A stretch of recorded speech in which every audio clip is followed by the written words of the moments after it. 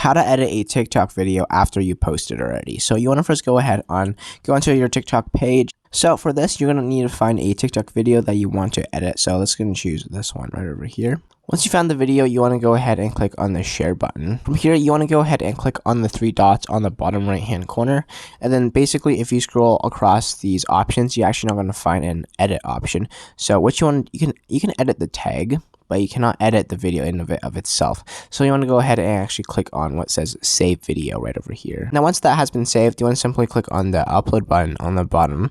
Click on upload, find the video you just downloaded, click on next. And now you can literally edit and change the video however you like. You maybe add text onto it, add different music. You want to maybe add text to speech, play around with it, edit your video. You can maybe also change the description, whatever you want. And then once everything has been changed, you want to make sure that you toggle this to everyone. And then simply click on the post option, post video, just like that. And now you have edited your TikTok video.